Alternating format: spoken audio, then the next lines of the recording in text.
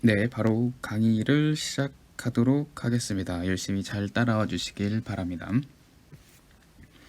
네, 1번 문장부터 보도록 하겠습니다. 1번 문장에서 우리가 기본적으로 시작하기 전에 알아둬야 될 부분들에 대해서 잠시 설명하고 넘어갈 건데요. 그래서 1번 문장을 하기 전에 잠시 설명할 내용은 어떤 거냐면, 자, 알고 있는 분들도 계실 거고 모르는 분들도 계실 텐데 일단 기본적인 부분부터 설명한다고 생각을 하고 진행하도록 하겠습니다. 그래서 우리가 지금 잠시 짚어볼 내용은 뭐냐면 주어가 두 가지로 분류된다고 일단은 처음에 생각을 해봅시다. 그래서 뭐 어떻게 분류될 거냐, 한 개를 얘기하는 단수와 여러 개를 얘기하는 복수라는 두 가지의 개념으로서 나누고 시작을 할게요. 그래서 주어가 단수냐 복수냐 따라서 뭐가 달라지냐면 뒤에는 문장에는 동사라는 게 무조건 따라오는데 동사의 모양이 조금씩 달라집니다. 그래서 T를 내는 거예요.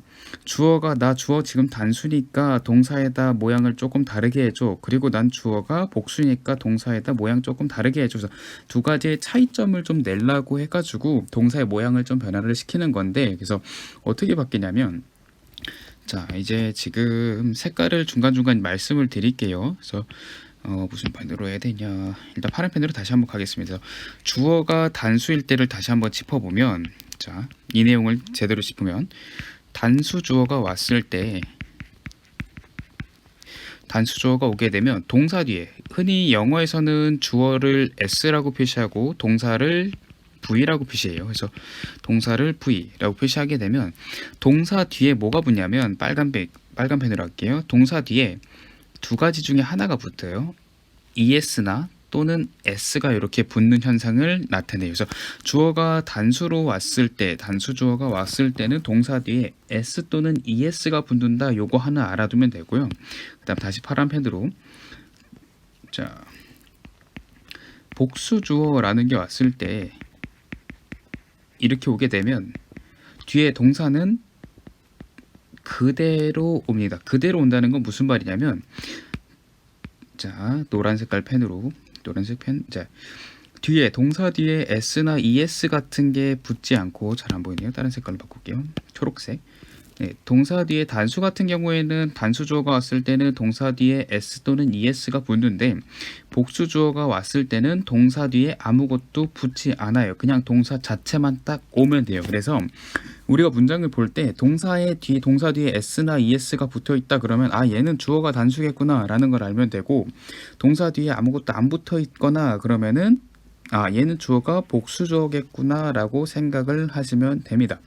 그래서 주어를 보고서 동사를 결정하는 문제도 있고 동사를 보고서 주어를 결정하는 문제도 있어요. 다시 한번 설명을 해드리면, 주어를 먼저 문장에서 주어를 보내주고 주어를 표시해주고 동사를 고르게 하는 문제가 나올 수도 있고, 그 반대로 동사를 먼저 써놓고 주어를 고르세요 라고 할 수도 있어요. 그래서 주어가 단수일 때는 동사 뒤에 s 또는 es 붙는다. 이거를 흔히 말하는 우리가 어떻게 얘기하냐면, 얘를 갖다가 흔히 얘기하는 말로 뭐라고 부르냐면 수일치라는 말로 해줄 거예요. 그래서 수일치가 개념이 어떻게 되냐면, 주어가 단수이냐 복수이냐에 따라서, 단수냐 복수냐에 따라서 동사의 모양 자체가 변하는 거를 갖다가 수일치라는 개념으로 가져가면 되겠습니다. 그래서 일단은 1번을 시작하기 전에 기본적인 내용 요거 하나만 짚었고요. 그래서 1번 문장으로 다시 넘어가겠습니다. 그래서 1번 문장으로 넘어가면, 자 여기서 지금 우리가 처음에 이제 시작하기 전에는 동사를 웬만하면 처음 시작할 땐 알려드릴 거예요. 그 이유는 실제로 문장에서 동사가 이렇게 생겼다는 걸 찾아보고 우리가 지금 방금 배웠던 걸 응용을 할 수 있게끔 만들어 줘야 되기 때문에, 그래서 지금 같은 경우는 먼저 미리 알려드릴 건데, 지금 1번 문장 같은 경우 동사가 누구예요? 얘가 동사입니다. 근데 동사를 보면 우리가 이제 단어를 모르는 친구들도 뭐 상관없고, 만약에 단어를 모르면 찾아보면 되긴 하고, 그래서 얘 같은 경우에는 원래는 set하면 뭐 설치하다 뭐 여러 가지 단어로 쓰이는데, 이 set은 단어가 뜻이 많아요. 그래서 얘가 지금 보면 동사라는 거 하나 나오고 그 다음 뒤에 뭐가 붙었냐면 s라는 게 붙어 있어요. 그 말은 무슨 말이냐면 결국엔 동사 뒤에 s가 붙었다. 그럼 아까 잠시 볼게요. 여기 보면 되겠죠. 자 잠시만요. 쓱쓱 잠깐 지우고, 주어까지 지워졌네. 다시 얘 지우고 얘 지우고 얘 지우고 얘 지우고. 네, 됐습니다. 빨간 펜 보시면 됩니다. 지금 주어가 단수일 때는 동사 뒤에 뭐가 붙는다? s나 es가 붙는다라고 얘기했어요. 그러면 이 말을 보면 다시 1번으로 넘어가서 1번에 지금 set이라는 게 동사가 나왔는데 동사 뒤에 지금 s가 붙어 있다는 거는 결국 무슨 말이냐면 앞에 뭐다? 초록펜입니다. 주어가 어떻다? 단수이다 이 말이에요. 이 말하는 거예요. 자, 그러면 주어 자리를 보니까 주어 자리가 이렇게 지금 동사 앞에는 다 주어 자리라고 볼 수 있는데 한 가지 더 조금 더 이제 조금 어렵겠지만 한 가지 더 개념을 하나만 더 뽑아낼게요. 그래서 지금 주어 자리 같은 경우 보면 동사를 찾았고 주어 자리가 이렇게 나와 있는데 우리가 하나 더 개념을 추가적으로 이제 말씀을 하나 드릴 건데요. 근데 이렇게 지금 처음부터 많은 내용을 알려준다라고 생각하시지 말고 뒤에 가면 계속 이 내용을 갖다 복습하는 그런 강의를 계속 진행할 거니까 부담 없이 들으시면 될 것 같습니다. 그래서 자, 이번에 짚을 개념은 뭐냐면 타이틀 하나만 적어 놓을게요. 이거는 되게 굉장히 중요한 내용이라서 잠시만요. 펜을 갖다가 조금 색깔을 좀 바꿔볼게요. 그냥 검은 펜으로. 자, 우리가 알 건데 자, 중요한 주어라는 개념을 하나 잡고 갈게요. 중요한 주어가 뭐냐면 우리가 지금 문장이 만약에 주어랑 동사랑 뭐 여러 가지 쭉 이어지고 문장이 딱 끝났다 온점 딱 찍으면서 문장이 끝나게 돼요. 그렇게 되면 문장에서 동사를 찾았어요. 아, 얘가 동사구나 하나 찾았는데 주어 자리를 보니까 주어 자리가 뭐 주어 자리는 사실상 뭐 6개, 7개 많게는 뭐 무제한 제한수가 없이도 주어 자리에 단어가 여러 가지가 나올 수 있어요. 근데 그 중에서 자, 여기 이제 집중하시면 됩니다. 중요한 주어의 정의는 뭐냐면 주어 자리에 여러 개의 단어 중 동사에 영향을 줄 수 있는 단어는 몇 개다? 무조건 한 개입니다. 자, 이 말이 무슨 말이냐면 자, 위에 거 잠깐 볼게요. 다시 우리가 지금 동사가 아니죠. 단수, 주어가 단수냐 복수냐에 따라서 동사의 모양이 달라졌어요. 그래서 지금 이 말을 하게 중요한 주어란 개념은 뭐냐면 문장에서 동사를 찾았어요. 아, 얘가 동사가 뭐 뒤에 es가 붙었든 안 붙었든 동사를 딱 찾았는데 주어 자리 보니까 6개, 뭐 7개, 많게는 진짜 제한이 없을 만큼 더욱더 많은 주어 자리에 되게 많은 단어가 들어오는데 주어 자리에 여러 개의 단어 중에서 동사에 영향을 준다는 말은 무슨 말이냐면 결국엔 동사가 주어가 단수일 땐 동사 뒤에 es 또는 s 요게 붙거나 또는 동사가 주어가 복수일 경우 동사 그냥 딸랑 오겠죠. 이 모양을 갖다가 정해주는 애, 즉 말 그대로 주어가 단수인지 복수인지를 정해주는 애는 누구냐? 무조건 주어 자리에서 단어 딱 한 개만 됩니다. 한 번 더 정리하면 동사의 모양을 정해주는, 즉 동사가 단수인지 복수인지를 정할 수 있는 애는 주어 자리에 아무리 많은 단어 개수가 있다고 하더라도 그 중에서 딱 한 개의 단어만 동사한테 영향을 줄 수 있어요. 만약에 그 한 가지 단어가 단수다 그러면은 그 문장의 동사는 단수 동사를 써야 되고 그 한 단어가 복수다 그러면은 그 문장에서 동사는 복수 동사로 써야 됩니다. 그래서 이 문장 다시 볼게요. 지금 같은 경우에 보면 동사 뒤에 s가 붙었어요. 그러니까 주어가 단수로 왔겠거니 하고 생각을 하고 있을 거고 주어 자리 보니까 두 가지의 단어가 있어요. 지금은 되게 쉬운데 나중 가면 굉장히 어려집니다. 이 내용이. 그래서 주어 자리에 지금 두 가지의 단어가 있는데 지금 같은 경우에는 이 두 가지 단어를 보면 우리 흔히 언이나 더 얘네들은 흔히 뭐라고 부르냐면 관사라고 불러요. 얘네들은. 근데 관사의 특징은 뭐냐? 관사 무조건 뒤에 뭐가 오냐면 무조건 명사라는 애가 와줘야 돼요. 그러면 우리가 주어 자리에 지금 관사 하나, 즉 관사라는 거 하나랑 그 다음에 뒤에 son이라는 명사라는 거 하나가 딱 왔는데 결국엔 여기서 우리가 동사한테 영향, 즉 set 다음에 s가 붙을 수 있었던 이 영향을 준 애는 누구냐 하는 거 찾는 건데 거기는 그때는 관사는 동사한테 영향을 줄 수 없어요. 그렇기 때문에 누구다? 명사가, 즉 son이라는 명사 하나가 동사를 단수로 표시할 수 있게끔 만들어줬다, 이렇게 생각을 하면 됩니다. 그래서 이 문장을 다시 좀 이제 어느 정도 1번에 대한 개념은 좀 많이 설명했고, 그래서 보게 되면 sun, 그 태양은 set in 하면은 어디로 지다라는 뜻인데요. 그래서 in the west 하면은 뭐 서쪽으로 진다, 이 말을 하고 있는 게 이 문장의 포인트입니다. 해석은 이렇게 하는 거고, 그래서 이 문장에서 중요한 부분은 뭐였냐면, 다시 한 번 더 짚으면 주어가 단수냐 복수냐에 따라서 동사의 모양이 변화가 있었다 그랬어요. 자, 그래서 단수주어가 왔을 때는 동사 뒤에 s 또는 es가 붙고, 복수주어가 왔을 때는 동사 뒤에 아무것도 붙지 않습니다.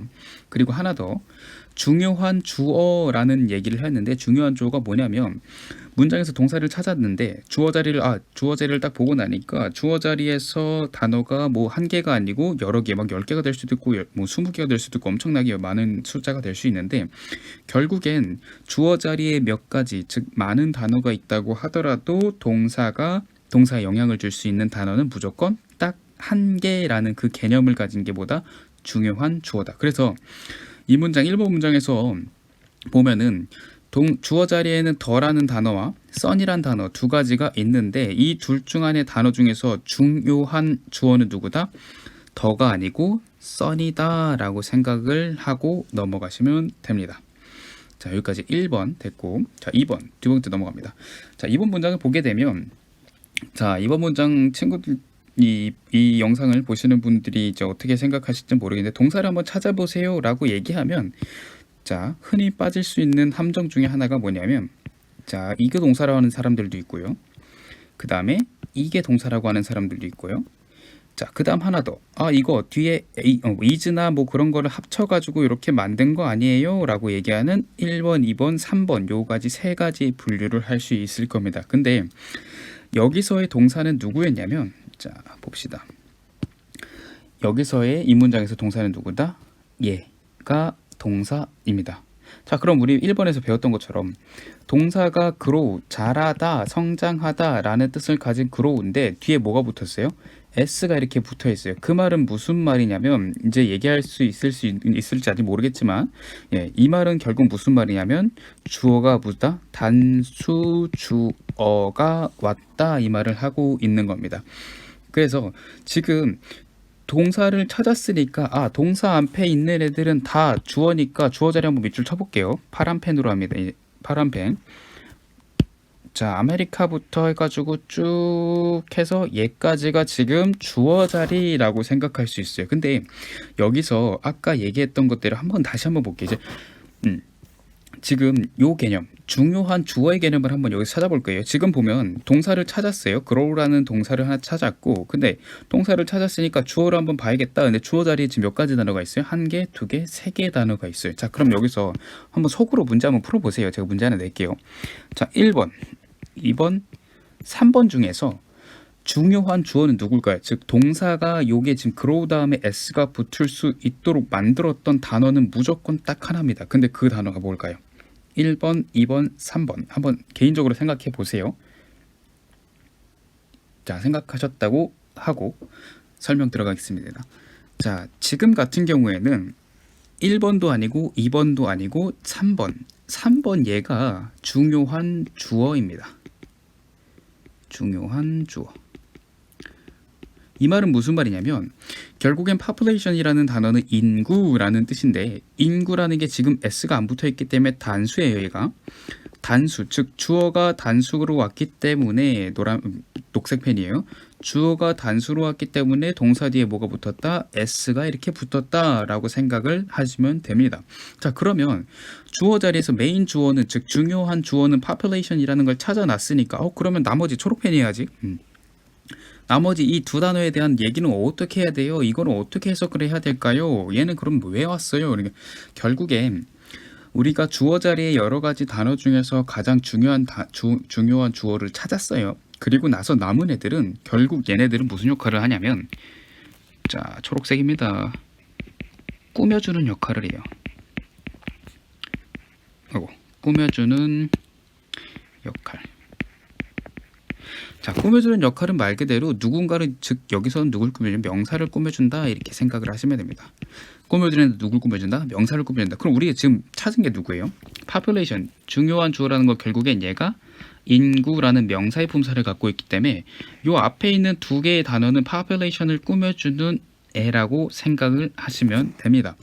자, 그래서 일단은 해석을 하기 전에 요 앞에 있는 초록 색깔 단어 먼저, 초록 색깔 먼저 좀 해석을 해볼게요.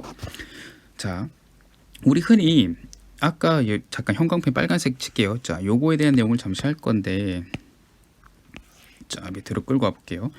우리 지금 주어 자리에 요렇게 아메리카라는, 자, 아메리카도 사실상 명사니까 명사 이렇게 쓸게요. 명사 뒤에 이렇게 S가 찍혔는데 이거를 어떻게 해석을 해야 되느냐, 예를 보면 얘네들 흔히 우리가 생각할 수 있는 건 뭐냐면 명사 플러스 is에 합친 거 아니에요 라고 생각할 수 있는데 그게 아닙니다. 왜냐면 is 같은 경우에는 문장에 얘는 동사기 때문에 이미 우리 동사를 찾았어요. 그렇기 때문에 얘는 동사로 쓸, 동사가 명사 플러스 is가 합쳐져 가지고 이렇게 오포스트로피 찍고 모습이 변한 게 아닙니다. 그래서 얘를 어떻게 해석해야 되냐면, 자, 포인트는 여기 이제 초록 펜으로 다시 넘어가 볼게요.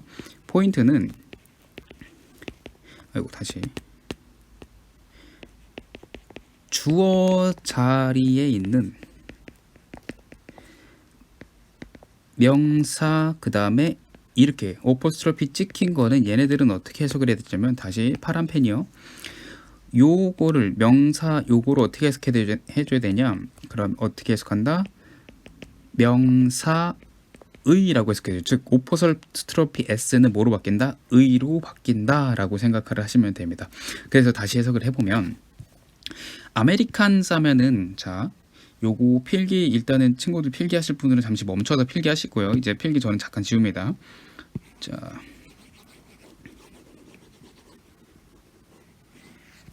자, 다 지웠고요. 자, 다시 파란 펜, 아니다, 빨간 펜으로 갑니다. 자, 아메리칸 하면은 여기서 어떻게 해석해야 되죠? 아메리칸, 뭐 미국, 아메리칸 사람들이겠죠. 아메리카지. 잠시만요. 아메리카 어떻게 바뀌었다? 의 이렇게 되는 거예요. 아메리카의 undocumented 하면은 이게 형용사인데 뜻이 뭐냐면 불법 체류하는 이라는 형용사예요. 품사가 이제 잠깐 이제 처음이라서 지금 내용이 되게 많은 거예요. 나중에 되면 이 내용을 계속 반복할 거니까 너무 이제 이해가 안 된다고 해서 어렵게 생각하실 필요 없습니다. 자, 아메리카의 undocumented 하면은 불법 체류하는, 얘가 품사가 형용사인데 우리가 한 가지 좀 중요시 알아야 될 건 뭐냐면, 형용사의 품사, 검은색 펜입니다. 형용사의 품사를 갖고 있는 애는 목적이 뭐냐면, 즉 형용사의 목적은 뭐냐면, 자, 명사를 수식한다 라는 말 쓰이는데, 수식한다는 말 어려우니까 쉽게 말해서 꾸며준다 이렇게 쓰시면 됩니다.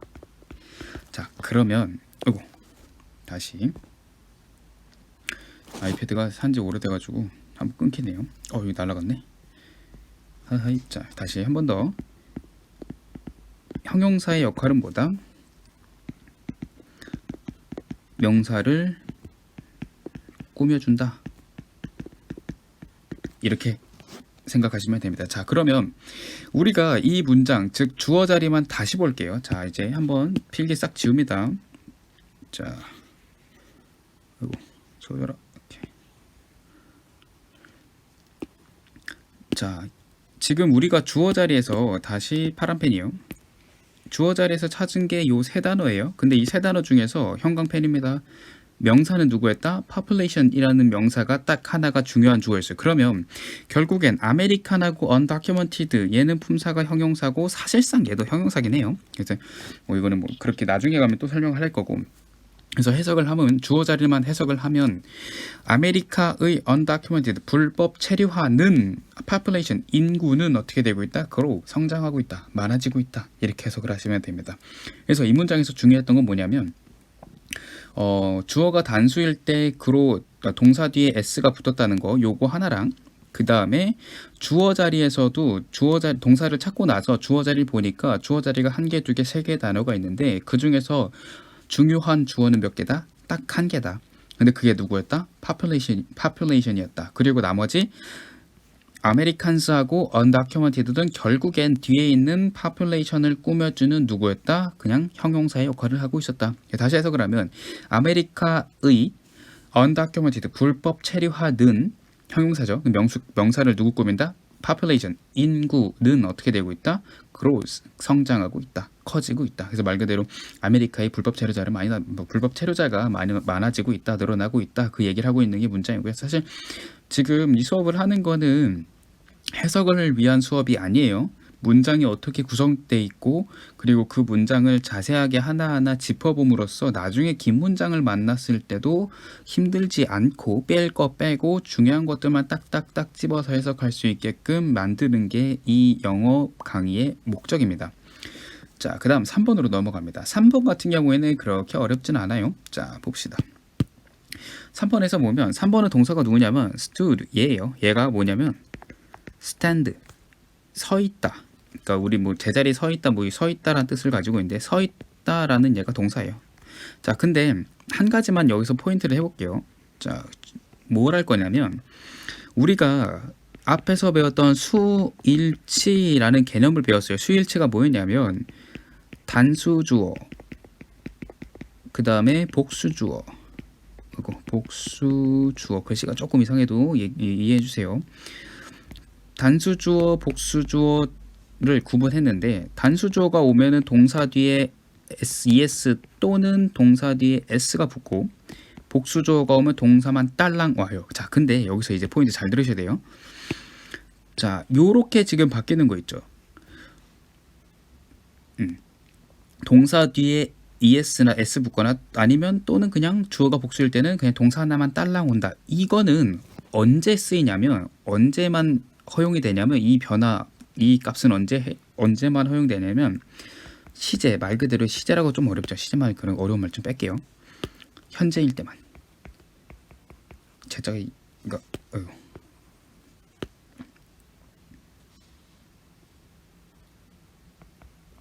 제가 갑자기 헷갈리네. 현재 이 제자가 맞나? 네, 영어를 가리키고 있지만 국어도 모르고 영어도 잘 모르는 제 면모를 보여드리고 있는데 하여튼 자, 그래서 수일치가 뭐냐면 다시 단수주어냐 복수주어냐 이 두 가지를 구분하고 있고요. 그 다음에 동사 뒤에 s 붙느냐 es 붙느냐 이런 거 하고 있고 자, 근데 주어가 현재일 때만 동사 뒤에 s 또는 es 그냥 동사 그냥 오는 거야. 이거는 언제만 해석된다? 해석되는 게 아니고 언제만 쓰인다? 무조건 현재 시제일 때만 쓰인다. 이 말을 무조건 잘 기억해야 돼요. 근데 여기서 보면 자, 그래서 stood 하면 원래 stand 하면은 서 있다라는 동사에 얘가 빨간 펜이 아직 얘가 현재형이고 이거의 과거형이 뭐냐면 stood예요. 그러면 과거형일 때는 수일치를 한다 안 한다? 수일치를 하지 않습니다. 그럼 결국에 물론 가드가 지금 여기서는 단수이기 때문에 가드도 사실상 보면은 우리 보디가드 가드 하면은 뜻이 그 뭐 지키는 사람들 요원들 같은 게 가드를 좀 쉽게 표현해서 요원이라고 생각하기 요원 지킴이 뭐 지키는 사람을 얘기해요. 근데 가드 같은 경우 지금 단수로 쓰였어요. 왜? 지금 만약에 명사라는 거 명사 뒤에 s가 붙어버리면 s 또는 이건 나중에 한번 더 설명해 드릴게요. es 또는 s가 붙어버리면은 이거는 복수란 얘기고요. 근데 명사가 그냥 그대로 딸랑 왔다 이 말은 무슨 말이냐면 단수란 얘기예요. 그래서 여기서 가드라는 걸 단어를 보면 요원이란 뜻을 가지고 있는 명사인데 이 명사 뒤에 지금 s가 안 붙었기 때문에 얘는 단수예요. 자, 그러면 우리 아까 배웠던 단수 명사 단수 주어겠죠. 다시 펜 바꿀게요. 초록 펜으로. 단수 명사가 단수 명사가 헷갈리죠. 단수 주어가 오게 되면 뒤에 뭐 붙는다? 동사 뒤에다가 es 또는 s가 붙는 게 정석이에요. 근데 이거는 언제 통한다? 이 개념은 언제 한다? 무조건 시제가 뭐일 때? 현재일 때만 한다. 근데 시제가 뭐예요? 지금 stood 하면 과거 시제를 쓰고 있잖아요. 그렇기 때문에 주어가 단수로 오든지 말든지 상관 안 하고 그냥 과거 시제 그대로 갖다 동사 그대로 뒤에다 s 같은 거 안 붙입니다. 그래서 요원은 stood 서 있었습니다. perfectly 하면은 완벽하게란 부사인데, 부사에 대한 개념도 나중에 한번 완벽하게라는 부사예요. 부사의 개념도 한번 설명해 드릴 거니까 너무 어려워하지 마세요. motionless 하면은 움직임 없는 이란 뜻이에요. 없는 이라는 품사가 형용사고, 완벽하게라는 품사는 부사입니다. 그래서 지금 제가 강의를 이거 영상을 제작하면서 항상 뜻 뒤에다가 웬만하면 이렇게 품사를 적어 놓을 건데, 그 품사를 왜 적냐면 나중에 되게 이 품사를 가지고 장난치는 것들이 많이 나와요. 그렇기 때문에 기본적으로 품사에 대한 개념을 좀 잡아야 되기 때문에, 아직 개념 안 잡아드렸어요. 그래서 잡아야 되기 때문에 이렇게 만든 거고, 이렇게 계속 쓸 텐데 필기하실 때도 계속 쓰셔야 됩니다. 그래서 이 3번 문장을 다시 보면 그 요원은 stood 서 있었습니다. 완벽하게 움직임 없는 상태로 서 있었습니다. 그렇게 해석을 하시면 됩니다. 자, 그러면 우리 4번으로 넘어가기 전에 한 가지 다시 짚으면, 수일치 같은 경우에는 주어가 단수냐 복수냐 따라서 동사에다 s 또는 es를 붙인다, 이거 또는 아니면 동사가 그냥 온다, 요게 나누는 걸 갖다가 초록펜 네모 칠게요. 요거를 갖다가 수일치라고 했어요. 근데 수일치는 언제만 한다?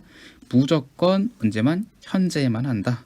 이거를 알아두시면 됩니다. 그래서 이 문장 같은 경우에도 보면 주어가 단수이긴 하지만 동사 뒤에 s가 붙지 않을 이유는 뭐냐면, 동사가 지금 시제가 뭐로 왔다? 현재 시제가 아닌 과거 시제로 왔기 때문에 동사 뒤에 s가 이렇게 초록색으로 s가 붙지 않아요. 그래서 요 포인트 하나 알아두시면 됩니다. 자, 그 다음 4번으로 넘어갑니다. 자, 4번을 넘어갔는데, 자, 4번에서도 이제 한번 동사를 한번 찾아보세요 라고 얘기를 하면, 그렇게 못 찾으실 때 어려움을 느끼시는 분들도 있고 아닐 분들도 계실 텐데, 지금 이 문장에서 동사는 누구냐면 return, 얘가 동사입니다. 자, 근데 얘도 다시 보면 return이라는 건 되돌아오다 라는 뜻이에요. 근데 뒤에 s가 이렇게 붙었다는 건 무슨 말일까요? 머릿속으로 계속 생각하셔야 돼요. 맹목적으로 강의 그냥 들으시면 안 됩니다. 지금 동사 뒤에 s가 이렇게 붙어 있다는 얘기는 결국 무슨 말이냐면, 주어가 어떻다? 단수로 왔다, 이 말을 하실 줄 알아야 됩니다. 자, 되셨죠? 자, 그러면 주어 자리에 있는 애들 한번 다시 볼게요. 자, 주어 자리에 있는 애들 한번 보면, 파란 펜입니다. 자, 주어 자리에 딱 보면은 요렇게 세 가지의 단어가 있는데, 그러면 요렇게 있는데, 그럼 주어 자리 세 개의 단어 중에서 우리 아까 다시 한 번 더 짚으면 중요한 주어라는 개념 짚었었어요. 중요한 주어보다 주어 자리에 여러 가지 단어가 있지만 그 중에서 동사한테 영향을 줄 수 있는 단어는 몇 개였다? 딱 한 개였다. 요 포인트를 알고 가셔야 됩니다. 자, 그래서 보면 다시, 자, 첫 번째 주어 자리에도 보면 세 가지의 단어가 있어요. 근데 그 세 가지 단어 중에서 동사가 지금 s가 붙었는데 결국 주어가 단수란 얘긴데, 그럼 주어 중에서 중요한 애 누구냐 한번 찝어보면 criminal, 지금 빨간 펜입니다. 빨간 펜, 얘가 뭐다? 중요한 주어입니다. 되셨죠? 자, 그래서 criminal 하면은 범죄자란 뜻이에요. 그래서 범죄자라는 단수가 있는데, 단수 나왔고요. 자, 아까 말씀드렸던 것처럼 초록펜입니다. 언이나 더는 아까 뭐라고 했다? 우리 관사라고 얘기했어요. 관사는 그냥 폼으로 붙어있는 애들이에요. 그렇게 뭐 신경 안 쓰셔도 돼요. 자, 그 다음에 관사 뒤에 무조건 뭐가 온다? 명사가 온다, 이렇게 얘기를 했어요. 그러면 명사가 누가 왔어요? 지금 범죄자라는 얘가 품사가 뭐다? 명사가 왔다. 그러면 관사가 오고 뒤에 명사가 무조건 와야 되는데, 그 명사가 뭐다? criminal이라는 범죄자라는 명사가 왔고, always 하면은 흔히 우리가 알고 있을 거예요. 뭐 항상이라는 뜻으로 알고 있지만 그걸 뛰어넘어서 우리는 항상 얘는 뭐로 알아야 되냐면 품사까지, 부사라는 품사까지. 부사는 문장에서 전혀 쓸모가 없어요. 그냥 아무데나 막 갖다 써도 돼. 물론 이제 여러 가지 좀 쓰임이 뒤에 가면 또 있겠지만, 지금 같은 경우에는 그냥 부사는 필요 없다, 이렇게 생각하시면 됩니다. 중요하지 않다, 이렇게 생각하시면 되고, 그래서 criminal 말 그대로 범죄자는 어떻다? 항상 returns, 돌아옵니다 라고 돌아옵니다. 여기까지 해석됐겠죠. 여기까지 돌아옵니다. 어디로 돌아오냐면, 자, 조금 하나 더 개념이 나올 텐데, 일단 to 먼저 말씀을 드릴게요. 이게 to 같은 경우에는 to 다음에 이게 to의 쓰임이 여러 가지, 크게 두 가지로 나뉘는데, to 다음에 명사가 왔을 때랑 to 다음에 동사가 왔을 때랑 쓰임이 달라요. 크게 두 가지로만 나누면 됩니다. 그래서 to 다음에 명사가 왔을 때는 얘는 무슨 to라고 부르냐면 초록펜이에요. 파란 초록펜. 이 to는 무슨 to라고 부르냐면 전치사 to라고 부를 거고요. to 다음에 동사가 온다. 이 to는 무슨 타? 우리 흔히 알고 있는 투부정사 to라고 부를 거예요. 자, 전치사 to하고 투부정사 to를 구분해야 되는데 어떻게 구분하냐? 보라색 펜입니다. to 다음에 명사가 나올 경우에는 무슨 to다? 이거는 전치사 to라고 부를 거고 to 다음에 동사가 나온다. 그럼 얘는 무슨 to라고 부를까? 투부정사 to라고 부를 거예요. 자, 하나만 더 나가서 전치사 to일 때는 이 to는 뜻이 생겨요. 뭐라고 생기냐면 어디로 또는 누구에게 이런 뜻을 가져요.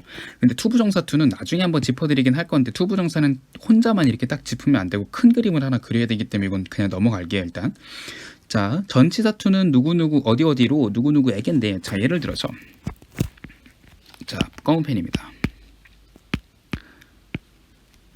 나는 go 간다 to school. 이 문장 잠시 볼게요.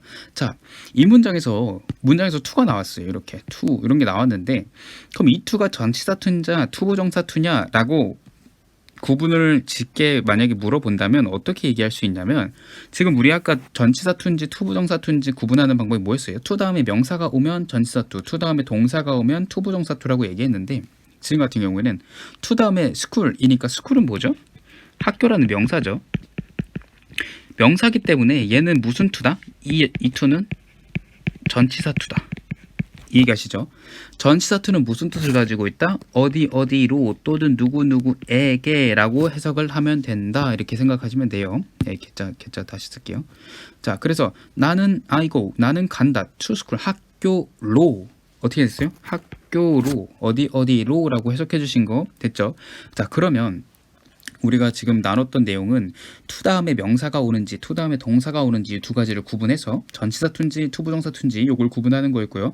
지금 예문을 들어서 I go to school 하면 여기서의 to는 전치사의 to이기 때문에 전치사의 to는 뭐뭐로 어디로 또는 누구에게 둘 중 안에 한 가지의 뜻으로 대부분 해석이 되는데 지금 같은 경우에는 어디로라는 전치사 to로 해석이 됐습니다. 그렇기 때문에 나는 뭐 학교로 간다 이렇게 해석하시면 되고 자, 요 내용 이거 필기하실 거면은 이제 잠시 스탑하시고 필기하시고요. 저는 지우겠습니다.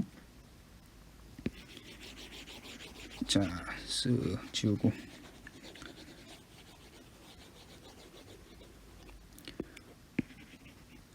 자, 다시 빨간 펜으로 다시 갑니다.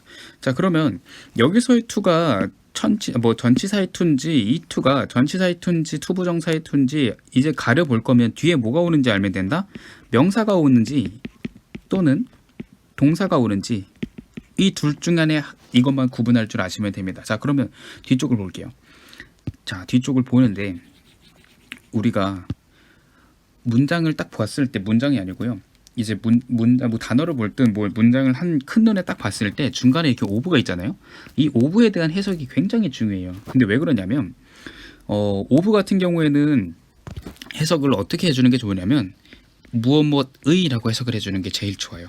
근데 이거는 좀 예외의 경우가 있는데 그거 예외의 경우는 바로 뒷문장인 거기서 또 나와요. 그러니까 너무 우려하지 마시고 자, 오브를 뭐뭐의라고 해석해주고 막 오브가 나오면 이렇게 뒤에서부터 이렇게 해석해준다 뭐 이런 얘기를 하는데 맨날 오브가 나왔다 그래서 뒤에서부터 해석을 해주는 게 아니에요. 자, 개념을 다시 잡아드리면 오브가 나오면 우리가 원래 해석의 순서는 앞에서부터 뒤로 이렇게 순서가 가는데 오브가 나오면 반대로 뒤에서부터 앞으로 이렇게 해석해 줄 거예요. 자, 그러면 뒤에서부터 앞으로 해석의 순서를 바꿔서 예를 들면 A of B라는 걸 볼게요. 이거 어떻게 해석해 주냐면 of는 뭐뭐의라는 뜻을 갖고 있었고요. 그래서 이렇게 해석의 순서를 거꾸로 가면 B의 A 이러고 해석해 주면 돼요. 이해되셨죠? 자, 그러면 여기서 하나만 더 볼게요. 우리가 항상 오브가 나오면 그러면 오브가 나올 때마다 맨날 거꾸로 해석해줘야 돼요. 아 그건 또 아니에요. 왜 그거는 어떻게 구분해야 되냐면 오브가 나올 때마다 항상 거꾸로 해석해주지 않고 오브의 특징이 있어요. 거꾸로 해석해줄 때. 자 특징 하나 이게 포인트 하나 아셔야 돼요. 자 오브가 나오는데 거꾸로 해석하는 경우 딱 한 가지가 있는데 그 경우 어떤 경우냐면 자 오브를 중심으로 앞뒤에 명사가 이렇게 나와줄 경우에만 거꾸로 해석을 해줄 겁니다. 이해되셨죠? 자 그러면 우리가 문장을 딱 봤는데 오브가 딱 나왔네. 오브가 나왔으면 아 이거를 거꾸로 뭐뭐의라는 뜻을 가진 오브로서 거꾸로 해석을 해줄 건지 안 할 건지를 어떻게 결론 짓는다? 뒤에 오브 앞뒤로 명사가 있느냐 없느냐 앞뒤로 다 명사가 나와줘야 돼요. 명사가 있으면은 거꾸로 해석을 해줄 거예요. 자 그러면 4번 여기 보면 The scene of the crime인데 자 우리 아까 잠시 짚었지만 더라는 얘기 했었어요. 더, 언더. 한 번 더 짚을게요. 이 수업은 계속해서 배웠던 거를 계속 복습을 하는 내용으로서 많이 구성이 되기 때문에 크게 어려움 없이 다가올 수 있을 겁니다. 아까 우리 언이나 더 같은 경우는 뭐라 불렀죠? 관사라고 불렀어요. 근데 관사의 특징이 뭐였다? 뒤에 무조건 뭘 끌고 온다? 명사를 끌고 온다. 이해되셨죠? 자 그러면 우리 지금 더라는 게 앞뒤로 지금 더 sin of the crime 이렇게 나와 있는데 자 그럼 결국엔 여기 앞에 더고 얘도 더고 그러면 관사의 특징이 뭐였다? 뒤에 뭐 끌고 온다? 명사 끌고 온다. 그러면 자 초록펜 더 뒤에 온 sin 얘가 뭐다? 명사다. 뜻은 몰라도 얘가 명사다. 자 그럼 더 다음에 crime 얘도 뭐다? 명사다. 아 그러면 오브가 나왔을 때 거꾸로 해석해주는 경우가 어떤 경우다? 오브를 기준으로 앞뒤로 명사가 하나씩 나와줘야 된다. 자 그러면 얘 오브 앞뒤로 명사? 얘 앞에 나왔네? 뒤에도 명사 나왔네? 아 그러면 얘는 어떻게 된다? 거꾸로 해석해줄 수 있겠다 라고 생각하시면 돼요. 됐죠? 자 그러면 이제 뜻을 한번 알아봅시다. 자 보면 crime 같은 경우에는 범죄라는 뜻이고요. sins 하면은 뭐 현장이라는 뜻이에요. 자 그러면 이걸 어떻게 해석할 거냐면 오브가 나왔으니까 뒤에 앞뒤 명사가 다 나왔으니까 거꾸로 해석해 줄 거라서 어떻게 해석해 준다? 범죄 이렇게 해석을 해주면 범죄의 현장 이렇게 해석하면 되겠죠. 자 우리 문장에서 그 더는 왜 안 해석해? 막 더는 막 우리가 흔히 그러면서 해석하잖아요. 근데 관사는 해석 안 합니다. 관사는 딱히 해석을 할 의미가 없어요. 우리가 굳이 얘를 해석할 필요가 없기 때문에 그냥 다 빼고 갈 겁니다.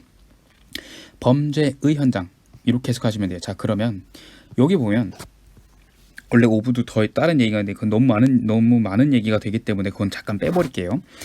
자 to 다음에 뒤에 결국엔 to 다음에 뭐가 나왔어요? 뒤에 명사 얘도 현장이라는 명사도 나왔고 crime이라는 명사도 나왔어요. 그러면 이 to는 무슨 to다? 아까 말씀드렸던 to 다음에 명사가 올 경우에는 이 경우는 무슨 to였어요? 전치사 to였어요. 전치사 to. 자 그럼 전치사 to는 어떻게 해석한다? 어디로 누구에게 막 그러잖아요. 우리 맨날 뭐 this is for 아니구나 안 맞는구나. 넘어가시고요. 지금 같은 경우에는 뭐다? 이 장소가 뒤에 나왔기 때문에 뭐로 어디로라고 해석하는 게 제일 좋은데 지금 to 다음에 명사가 나왔기 때문에 이 to는 무슨 to였다? 전치사 to였다. 그 전치사 to 뜻이 크게 두 가지가 있는데 어디로 누구에게 그 둘 중 안의 뜻 중에서 뭐로 쓰였다? 앞에 있는 어디로 요거로 쓰였다 보시면 됩니다. 자 그래서 다시 처음부터 문장을 해석하면 criminal 범죄자는 always 항상 returns 돌아옵니다. 자 어디로? 범죄의 현장 으로 이렇게 해석해 주시면 되겠죠.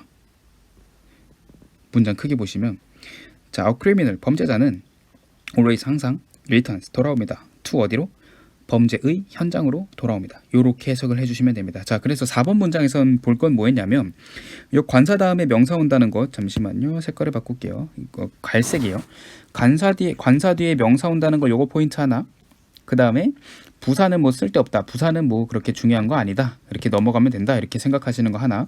그 다음에 주어가 단수일 때 뒤에 뭐가 붙는다? s가 붙는다. 요 내용 갈색 동그라미 내붙일게요. 요 내용에 하나. 그 다음에 중요하게 했던 거는 두 가지입니다. to 다음에 아까 필긴 하셨겠지만 to 다음에 명사가 올 때랑 동사가 올 때랑 그 두 가지의 차이점이 있다라는 거 요것도 하나 알아두셔야 되고 이렇게 묶어서 그 다음에 오브에 대한 얘기도 했어요.